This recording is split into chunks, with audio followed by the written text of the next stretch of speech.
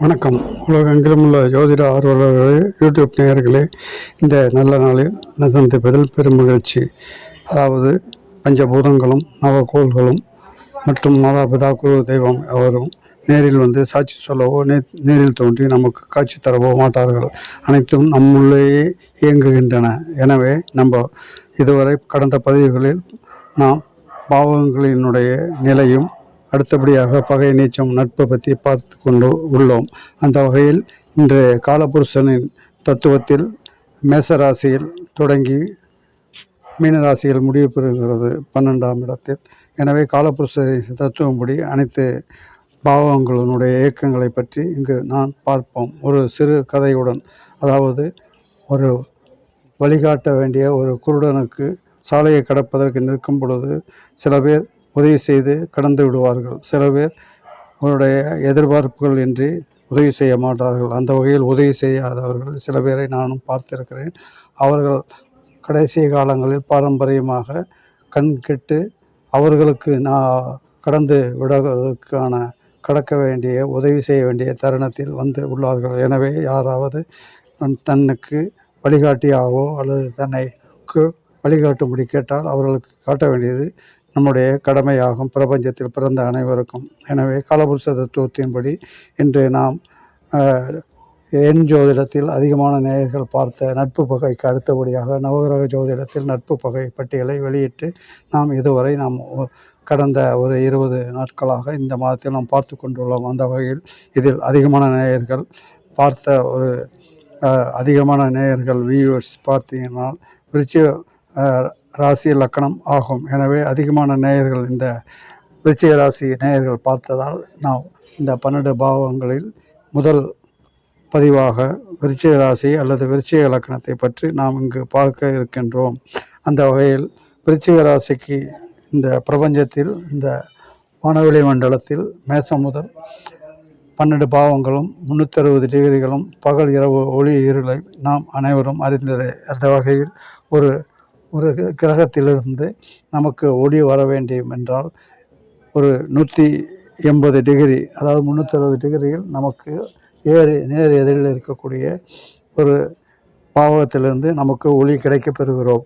மற்றபடி மாறி மாறி ஒளியும் இருளும் வந்து கொண்டு உள்ளது என்ற தத்துவப்படி விருச்சிக ராசியை நாம் இன்று பதிவில் பார்க்க இருக்கின்றோம். இந்த விருச்சிக ராசியில் சனி மட்டுமே பகைவன் ஆகும். எனவே இந்த விருச்சிக ராசிக்கு செவ்வாய் ஆட்சி மற்றும் மேசத்துக்கும் அவரே ஆட்சி.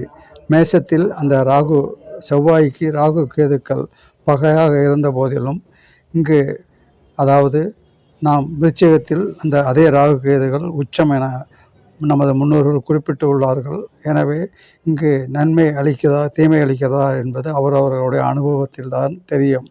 எனவே இங்கு ஒரு விசேஷம் என்னவெனில் ராகு கேதுக்களை தவிர்த்து இங்கு செவ்வாயினுடைய வீடு இந்த சுபகோள் அசுபகோள் வரிசையில் செவ்வாயும் ஒரு அசுபகோளாக இருந்த போதிலும் ஆட்சி வீட்டில் அது நீச்சம் பெறும் கிரகம், உச்சம் பெறும் கிரகம் மற்றும் நீச்சம் பெறும் கிரகம் என பட்டியலில் பகை பெறும் பட்டியலில் பார்த்தால் இங்கு நீச்சம் அடைவது சந்திரன். எனவே அனைத்து ஜீவராசிகளுக்கும் அனைத்து பாவாதிபதிகளுக்கும் அனைத்து நேயர்களுக்கும் அன்றாட நமக்கு அனைத்தையும் தர வேண்டிய சந்திரன் இங்கு நீச்சமடைகிறார். அதாவது ஒளி இழந்து, அதாவது அவர் கொடுக்க வேண்டிய நல்ல பலன்களை கொடுக்க முடியாத நிலைமைக்கு ஆளாகிறார். அந்த வகையில் பார்க்கும் பொழுது இங்கு விருச்சிக ராசிக்கு வந்து சேர வேண்டிய ஒளி என்று பார்த்து கொண்டோம் என்றால் மேசத்திலிருந்து, அதாவது காலபுருஷ தத்துவத்தின் உதய ராசியான மேஷத்திலிருந்து 6, 7, 8 என ஒரு ஒளி வந்து நம்மை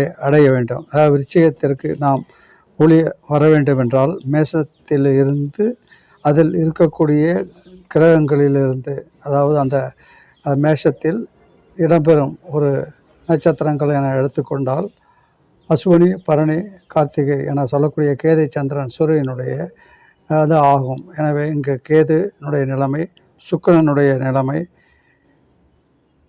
பற்றி நாம் பார்க்கும் பொழுது இங்கு சுக்கிரனும் கேதுவும் தீமை அளிக்க போவதில்லை. ஆனால் சூரியனும் நட்பாக இருக்கிறார். அந்த வகையில் நமக்கு கிடைக்க வேண்டிய மேஷத்திலிருந்து 6, 7, 8 என நமக்கு கிடைக்க வேண்டிய நமக்கு ஒளி அல்லது நமக்கு கிடைக்க வேண்டிய நன்மைகள் கிடைக்கின்றனவா என பார்க்க வேண்டும். அந்த வகையில் நாம் இங்கு ஒரே ஒரு நம்மளுடைய நிலைமை என்னவெனில், இங்கு சந்திரன் நீச்சம் ஆகிறார் என்ற ஒரு நிலைமையை தவிர மற்றபடி எந்த ஒரு நட்சத்திரங்களோ அல்லது பாவங்களோ இந்த இடத்தில் நமக்கு தீமையை அளிக்கக்கூடிய நிலைமையில் இல்லை என்பது நிச்சயம். அந்த வகையில் 7ஆம் மேசத்திலிருந்து அதே செவ்வாயிலிருந்து நமக்கு எந்த கிரகங்களும் நமக்கு கிடைக்க வேண்டிய ஒளி 6, 7, 8 என ஒரு ஒளி தான் கிடைக்கும். அது 6ஆம் பாவம் என்று சொல்லக்கொண்டால் கன்னிக்கும், 7ஆம் பாவம் என்று சொல்லக்கூடிய துலாமுக்கும் நம்முடைய